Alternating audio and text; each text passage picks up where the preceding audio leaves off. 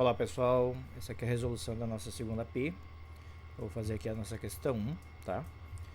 A questão 1 ela fala o seguinte: um terreno horizontal sem carregamento externo possui um peso específico de 20 kN.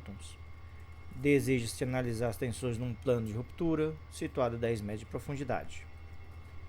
Sabendo que a relação entre a tensão principal maior, σ1, e tensão principal menor, σ3, é 0,5, determine. Bem, vamos analisar aqui o problema.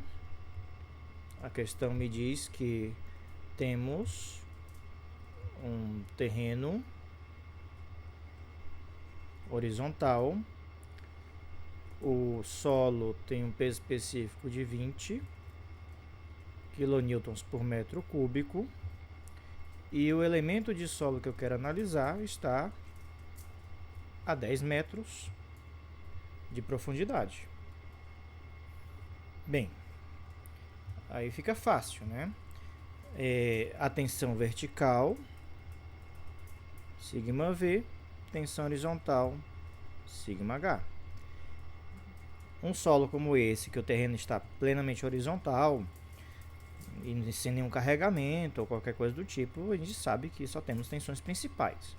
Então, a tensão σ1 vai ser igual à tensão vertical e a tensão σ3 vai ser igual à tensão horizontal. A tensão vertical é o peso específico vezes a profundidade. Então, nossa tensão vertical vai ser 20 vezes 10, tensão vertical, 200 kPa. A questão fala que a relação entre a tensão principal maior e tensão principal menor é 0,5. Bem, pessoal, tensão principal maior vai ser maior, tá? E tensão principal menor vai ser menor. Então, por mais que o enunciado não esteja aí na ordem, a gente entende que σ3 dividido por σ1 é igual a 0,5. Por quê? Porque 0,3 é menor do que σ1, tá? Então, σ3 vai ser 0,5 vezes σ1. Ou seja, σ3 vai ser igual a σ1 é 200 e σ3 então vai ser 100 kPa. Ok, gente, então o item A resolvido.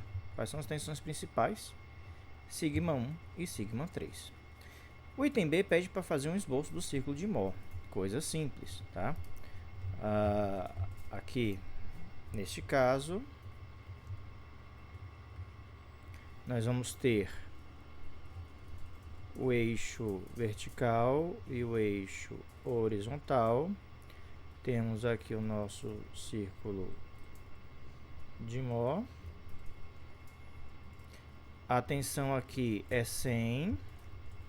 A tensão aqui, σ1, é 200. O centro é σ1 mais σ3 dividido por 2. Ou seja, 200 mais 100 dividido por 2 é igual a 50. Perdão, 150. 150 kPa. 150 kPa. O raio vai ser o centro menos σ3. Centro menos σ3. Ou σ1 menos σ3 dividido por 2. Então, o raio vai ser o centro menos 100. Raio vai ser igual a 50 kPa. Então, tá aí, né, o nosso círculo de Mohr. O raio aqui igual a 50. Terceiro ponto, o polo de tensões. Gente, você tem que analisar dois pontos no estado de tensões. No caso, nós só temos um estado de tensões principais, tá? Se você só tem um estado de tensões principais, o que você faz? Você tem então aqui o nosso elemento de solo, tem aqui sigma 1 e tem aqui sigma 3. O que você vai fazer? Bem, você vai analisar esse ponto aqui, sigma 1. Qual é esse ponto? É a tensão sigma 1, que é 200, 0. Essa é a coordenada. Aí, a partir desse ponto, você vai traçar um plano, ó, horizontal. Então, tá aqui, ó, nosso pontinho, sigma 1. Traçamos um plano horizontal até interceptar o círculo, ó. Tá aqui, interceptamos o círculo. Mesma coisa, ó, sigma 3. O ponto em sigma 3 é 100, 0. Traçamos um plano vertical até interceptar. O intercepto desses dois planos é o nosso polo. Então, nosso polo aí, certo? Está na coordenada, né, sigma 3. Então, nosso polo de tensões é igual a 100, 0. E o item D, qual o ângulo do plano de ruptura em relação ao plano principal maior para o máximo cisalhamento? E qual a tensão normal nesse plano? Pessoal, aí também tá fácil, né? Você vai, a partir do polo, você vai estabelecer uma linha até atingir a máxima tensão cisalhante, certo? Vocês podem ver que eu posso traçar um plano aqui, não é o máximo. Posso traçar um plano aqui, também não chegou no máximo. Quando é que vai chegar no máximo? Quando atingir aqui, ó. Essa é a máxima tensão cisalhante, igual a 50 kPa. Se aqui você tem um raio e aqui você tem um raio, o ângulo alfa é igual a 45 graus. Ok, então o ângulo com plano de ruptura, né, em relação ao plano principal maior, né, em relação horizontal, é 45 graus. Qual é a tensão normal? Bem, a tensão normal está aqui, 150, tá? Então, é essa coordenada aí do nosso ponto, né? A coordenada 150, 50.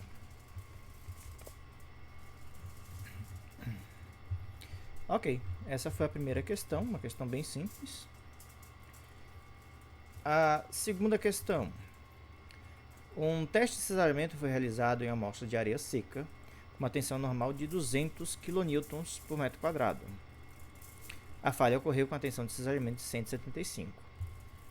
Aí ele me dá o tamanho da amostra testada e pede para determinar o ângulo de atrito. Para a tensão normal de 150 kN, qual seria a força de cisalhamento necessária para causar a falha na amostra? Bem, ele me dá que a tensão cisalhante é 175. Me dá a tensão normal, 200. Como é que você resolve essa questão? Tensão cisalhante é igual a coesão mais sigma vezes tangente de φ. Coesão aí é 0, porque é uma areia seca. Então, tensão cisalhante é igual a tensão normal vezes tangente de φ. Então, tangente de φ é igual a 200 dividido, aliás, 175 dividido por 200. Ok, deixa eu abrir aqui a calculadora. O nosso φ vai ser o arco tangente, né, de 175 dividido por 200. Então, o arco tangente, deixa eu ver aqui, arco tangente 41,2. Então, o nosso φ é 41,2 graus. E aí ele fala, para uma tensão normal de 150, qual seria a força de cisalhamento? De novo, repetimos aqui o processo, só que agora a gente já sabe o φ. Então, ó, tensão cisalhante é igual a sigma vezes tangente de φ. Então, tensão cisalhante é igual a 150 vezes tangente de 41,2 graus. Tensão cisalhante vai ser igual, vamos pegar aqui a calculadora de novo, tangente vezes 150, 131,25,3. Essa é a tensão cisalhante, mas ele pede a força, né, de cisalhamento. E a gente sabe que tensão cisalhante é a força cisalhante dividida pela área. Então, força cisalhante vai ser a tensão vezes a área. Força cisalhante vai ser 131,3 vezes a área em metro quadrado. E você tem que pegar aqui a área que está cisalhando, 75 milímetros por 75 milímetros. 75 vezes 10 a menos 3, né, para a gente converter para metro ao quadrado, por ser uma área retangular, é uma área quadrada. Então, isso aqui vezes,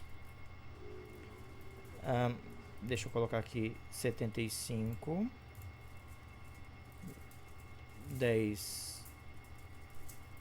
a menos 3. Aliás, deixa eu fazer aqui o seguinte: 75 dividido por 1000, pronto, isso aqui é em metros, vezes 0,075, isso aqui é a minha área, vezes 131,3. Isso aqui em kilonewtons, vezes 1000, 738 newtons. Então, nossa força é de 738,6 newtons. Essa é a resposta para esta questão. Terceira questão. A terceira questão, pessoal, ela fala justamente sobre ensaios triaxiais, né, diferentes tipos de ensaios triaxiais. E aí você só precisava explicar nessa questão como é que é o ensaio C e D, CU e U, como eram os resultados, né? Como é o plano de tensões de Mohr, destacando a diferença dos círculos para cada um desses ensaios. Ok, então bastava você fazer o seguinte, ó, você faz um esboço, que é um desenho, onde a tensão principal, né, a tensão total e a tensão efetiva, elas são iguais, tá, gente? Por quê? Isso aqui no C e D. Partindo aqui uma envoltória, com um ângulo φ, coesão igual a zero, certo? Então, para um solo como esse, você teria, né, que o φ efetivo é igual ao φ total, certo? E não teríamos excesso de poropressão, tá? O excesso de poropressão aqui é zero. Isso para uma situação drenada. Então, o C e D é um solo adensado e drenado, então o solo ele não vai, durante o cisalhamento, gerar poropressão. O ensaio C e U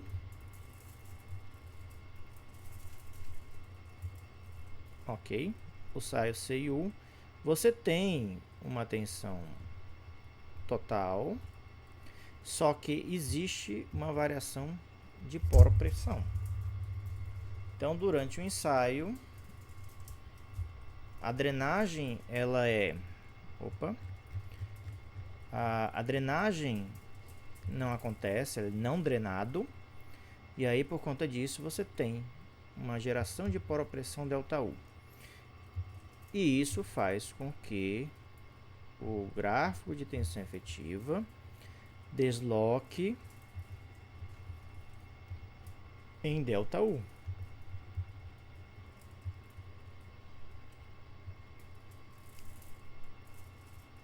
Ok? E aí, quando você analisa a envoltória para tensões totais é esta aqui. E a envoltória para tensões efetivas é esta aqui. O ângulo efetivo ele vai ser bem maior do que o ângulo em termos de tensões totais, porque a envoltória ela se aproxima do eixo vertical ali na tensão cisalhante, né? Então, bastava dizer isso, que durante o processo, né, de ruptura acontece a geração de poropressões, certo? E aí você tem, né, as tensões efetivas em função disso. Já o ensaio UU,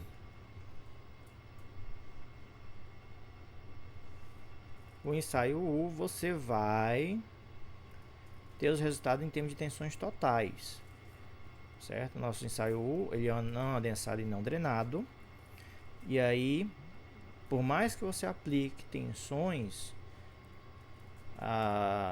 quaisquer tensões totais, sempre, né, você vai ter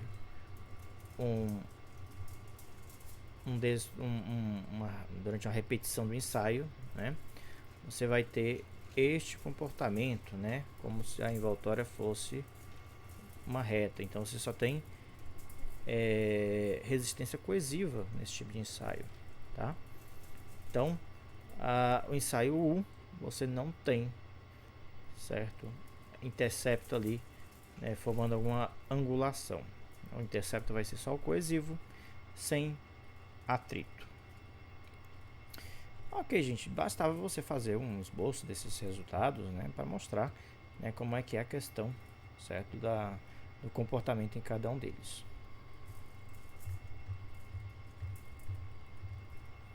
A quarta questão, ela fala que é um ensaio triaxial adensado e drenado, CID, foi conduzido em uma argila normalmente adensada, coesão igual a zero, com a pressão da câmara de 100 kPa. O que é a pressão da câmara, pessoal? Pressão da câmara, sigma 3. A tensão desviadora na ruptura foi 250, e aí muito aluno confundiu isso, tá? A tensão desviadora foi 250. Só que tensão desviadora, pessoal, é sigma 1 menos sigma 3, tá? Então, quer dizer o quê? Que sigma 1 vai ser 250 mais 100. Sigma 1 é 350, tá? Muito aluno falou que sigma 1 era 250 e errou. E aí ele pede, né, o ângulo de atrito no item A. Eu vou traçar aqui a envoltória.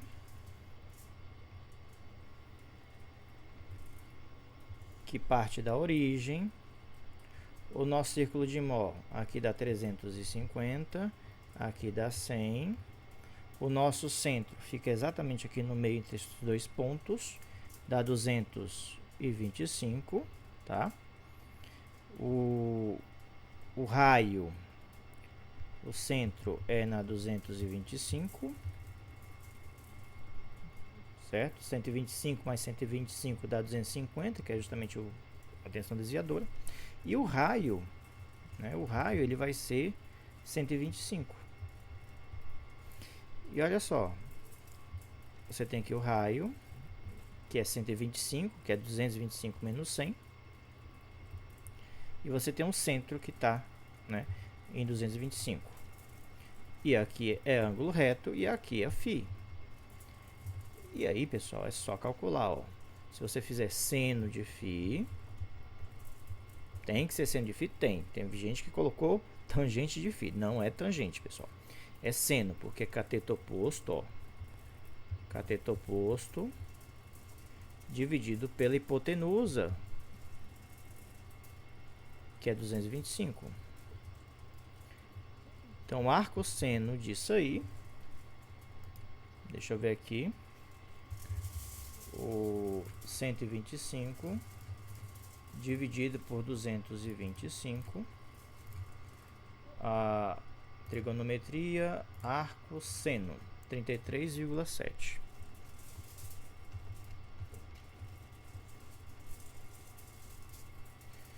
Esse é o φ. Então, item A, ângulo de atrito e coesão. Ângulo de atrito é esse aí, coesão é igual a zero. Item B, o plano em que a ruptura forma com o plano principal maior. Ok. Ele vai romper, pessoal, nesse ponto aí, né? Então, você vai traçar a partir do polo. Olha só, de novo aqui. Então, a partir do polo, vamos ter aqui um ângulo alfa. Aqui é raio, aqui é raio, aqui é alfa, aqui é 2 alfa. E até no formulário tinha isso, tá? Se vocês olharem lá, no formulário, esse ângulo alfa, ele é igual a 45 graus mais φ sobre 2, tá? Nosso item B. Então, nosso ângulo alfa vai ser igual a 45 graus mais 33,7 dividido por 2. Vamos calcular aqui. 33,7 dividido por 2 mais 45, 61,9. Então, nosso ângulo alfa, 61,9 graus. O item 6, gente, a tensão normal e a tensão de cisalhamento no plano de ruptura. Aí é muito simples, né? O item C, você tem que a tensão normal vai ser o centro mais o raio vezes cosseno de 2 alfa. Então, tensão normal vai ser o centro, que é 225, mais 125, que é o raio, vezes cosseno de 2 vezes 61,9 graus. Então, a nossa tensão normal, vamos lá, vou calcular aqui,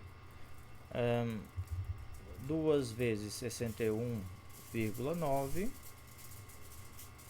cosseno vezes 125 mais 225, 155,5.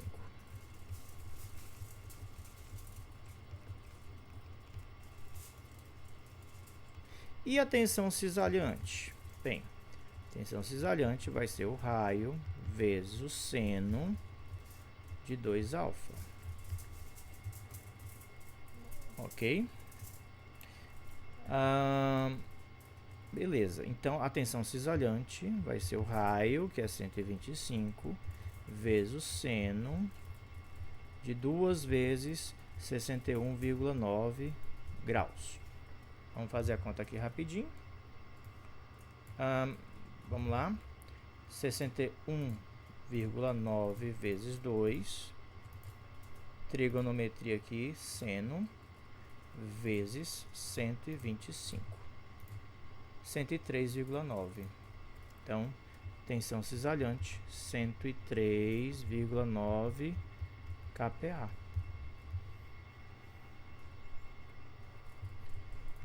E, por fim, o item D. Qual o valor da pressão no interior do corpo de prova no final do ensaio? A gente já falou, né, sobre isso. A variação de pressão é zero, porque você tem drenagem. Se você tem drenagem, durante o ensaio não existe geração de poropressão. Ok, gente? Então era só isso que precisava responder na quarta questão.